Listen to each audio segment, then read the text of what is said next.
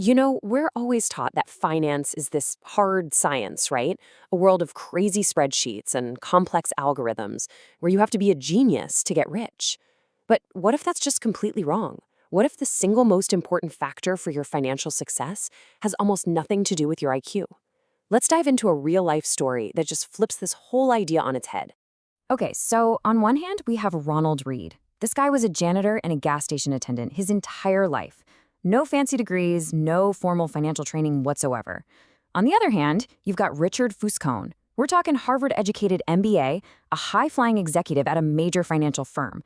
Now, if you had to place a bet on who would end up wealthier, the choice seems pretty obvious, doesn't it? Well, here's where the story gets really interesting. When Ronald Read, the janitor, passed away, he left behind a fortune of, get this, $8 million, most of which he generously donated to his local library and hospital. And the Harvard MBA? Yeah, he went bankrupt. Now, this isn't just some weird one-off fluke. It points to a deep, fundamental truth about money. And it really makes you ask the question, how on earth does something like this happen? Well, the answer is what this entire explainer is all about. It turns out financial success isn't a hard science like physics, where, the smartest person in the room always gets the best results. Nope, it's a soft skill. It's all governed by psychology. It's not really about what you know, it's all about how you behave. So here's the bottom line. A genius who completely loses control of their emotions can be an absolute financial disaster. But an ordinary person with just a few solid behavioral skills can become incredibly wealthy. Today, we're going to dive into some of those hidden mental traps that sabotage our finances and the key mindset shifts you need to build real, lasting wealth. All right, so first things first. We have to talk about two forces that have a massive impact on our finances, but we rarely give them enough credit: luck and time. We love to believe that success is 100% hard work, but let's be real, that's just not the whole picture. You see, luck and risk are really just two sides of the same coin. Take Bill Gates, an undeniable genius, right? But he also had a 1 in a million lucky break. His high school happened to have a computer way back in 1968. His close friend at the time, Kent Evans, was just as brilliant, shared the exact same passion. But he was struck by a 1 in a million risk, a tragic mountaineering accident before he could even graduate. Same talent, same drive, but wildly different outcomes. So the lesson here isn't that you're powerless, not at all. It's about focusing on what you can control and just accepting that not every single outcome, good or bad, is entirely your own doing. That mindset of being humble in success and forgiving in failure, it's absolutely crucial for surviving in the long run. Now, let's move to that second unseen force, time. Everyone knows Warren Buffett is a brilliant investor, but his real secret weapon, it isn't just about picking the right stocks. It's that he's been investing consistently since he was a little kid. Look at this timeline. For decades, his wealth grew, sure, but it wasn't anything crazy. The real magic, that exponential explosion of wealth, happened much, much later in his life. And here's the stat that just blows my mind. Over 96% of his entire net worth was earned after he qualified for Social Security. Let that sink in. His skill is investing, yes, but his secret is time. If he had started at 30 and retired at 60, like a normal person, you probably would have never even heard his name. Good investing isn't about getting the absolute highest returns. It's about getting pretty good returns that you can stick with for the longest possible time. And all this brings us to a huge paradox in how we think about money.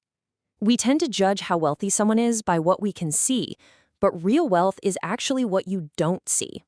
See, getting wealthy and staying wealthy are two completely different skills. Getting rich, that takes optimism, taking risks, having a bold vision.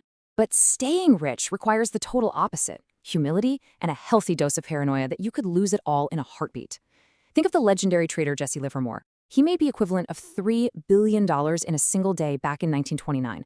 But he lost it all because he only knew how to play offense. He just couldn't stop taking those huge risks. Let's actually unpack the psychology of spending for a second. When we see someone driving a flashy, super expensive car, what's our first thought? Do we really sit there and think, wow, what an admirable person driving that car? No, of course not. Our brain immediately thinks, man, if I had that car, people would think I'm so cool. It's called the man in the car paradox. We buy fancy stuff hoping to get respect from others, but those other people are too busy imagining themselves with our stuff to even notice us. And this is so important. Wealth is what you don't see. It's the income you didn't spend. It's the financial assets that haven't been turned into flashy things. True wealth is the money that's quietly working for you, giving you freedom, options, and most importantly, control over your own time. Okay, so if so much of building wealth is about our behavior, then we've got to learn how to manage our own minds, right? We have to learn how to win the internal game against our own worst instincts.